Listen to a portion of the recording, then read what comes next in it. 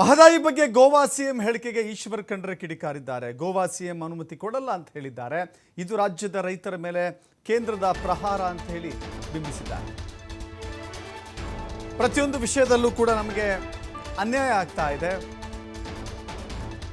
ಕರ್ನಾಟಕಕ್ಕೆ ಪದೇ ಪದೇ ಅನ್ಯಾಯ ಆಗ್ತಾ ಇದೆ. ಇದೇ ರೀತಿ ಆದರೆ ಫೆಡರಲ್ ಸ್ಟ್ರಕ್ಚರ್ಗೆ ಹೊಡೆತ ಬೀಳುತ್ತೆ.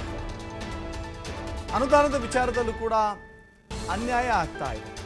ಇದರ ಬಗ್ಗೆ ಹೋರಾಟ ಮಾಡ್ತೇವೆ, ಅಗತ್ಯ ಬಿದ್ದರೆ ಸುಪ್ರೀಂ ಕೋರ್ಟ್ಗೂ ಕೂಡ ಮೊರೆ ಹೋಗ್ತೇವೆ. ಬೆಂಗಳೂರಿನಲ್ಲಿ ಸಚಿವ ಈಶ್ವರ್ ಖಂಡ್ರೆ ಆಕ್ರೋಶವನ್ನು ವ್ಯಕ್ತಪಡಿಸಿದ್ದಾರೆ.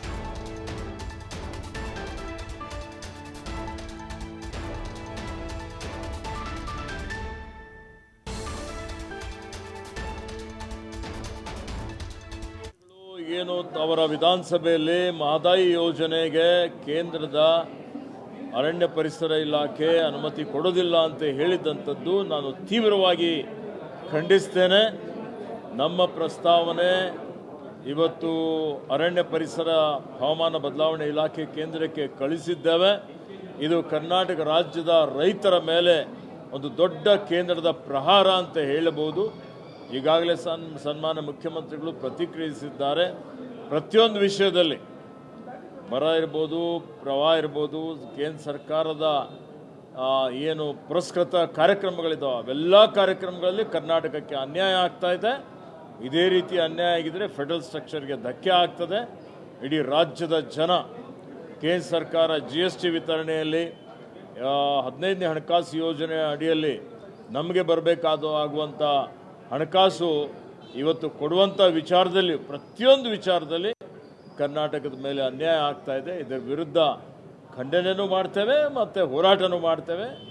ಅವಶ್ಯಕತೆ ಬಿದ್ದರೆ ಸುಪ್ರೀಂ ಕೋರ್ಟ್ಗೆ ಹೋಗಿ ನ್ಯಾಯ ಪಡೆಯಲಿಕ್ಕೆ ಪ್ರಯತ್ನ. ಗೋವಾ ಮುಖ್ಯಮಂತ್ರಿ ಹೇಳಿಕೆಗೆ HK ಪಾಟೀಲ್ ಕೂಡ ಆಕ್ರೋಶವನ್ನು ಹೊರಹಾಕಿದ್ದಾರೆ. ಕೇಂದ್ರ ಸರ್ಕಾರ ಮಲತಾಯಿ ಧೋರಣೆ ಮಾಡ್ತಾ ಇದೆ.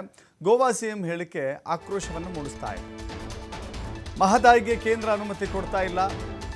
ಕೇಂದ್ರದ ವಿಳಂಬ ಧೋರಣೆಯನ್ನು ಮುಂದುವರಿಸ್ತಾ ಇದೆ. ಫೆಡರಲ್ ವ್ಯವಸ್ಥೆ ಅಶಕ್ತ ಮಾಡುವ ಧೋರಣೆ ಅದು. ಅನ್ಯಾಯ ಮಾಡದೆ ತಕ್ಷಣ ಅನುಮತಿಯನ್ನು ಕೊಡಬೇಕು.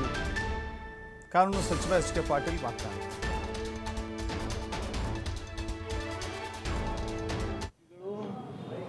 ಹೇಳಿರುವಂಥ ಆ ಹೇಳಿಕೆ ನಿಜವಾಗಿಯೂ ಕರ್ನಾಟಕದ ಜನರ ಮನಸ್ಸಿನಲ್ಲಿ ಆಕ್ರೋಶ ಮೂಡಿದೆ.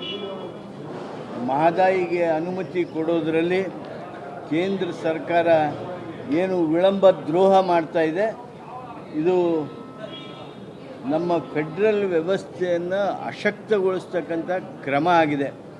ನಾನು ಕೇಂದ್ರ ಸರ್ಕಾರಕ್ಕೆ ಆಗ್ರಹಿಸ್ತೀನಿ, ಒತ್ತಾಯಿಸ್ತೀನಿ, ಅನ್ಯಾಯವನ್ನು ಮಾಡದೆ ತಕ್ಷಣ ಅನುಮತಿ ನೀಡಬೇಕು. ಗೋವಾ ಮುಖ್ಯಮಂತ್ರಿಗಳು ಹೇಳಿರುವಂಥ ಆ ಹೇಳಿಕೆ ನಿಜವಾಗಿಯೂ ಕರ್ನಾಟಕದ ಜನರ ಮನಸ್ಸಿನಲ್ಲಿ ಆಕ್ರೋಶ ಮೂಡಿದೆ. ಮಹದಾಯಿಗೆ ಅನುಮತಿ ಕೊಡೋದರಲ್ಲಿ ಕೇಂದ್ರ ಸರ್ಕಾರ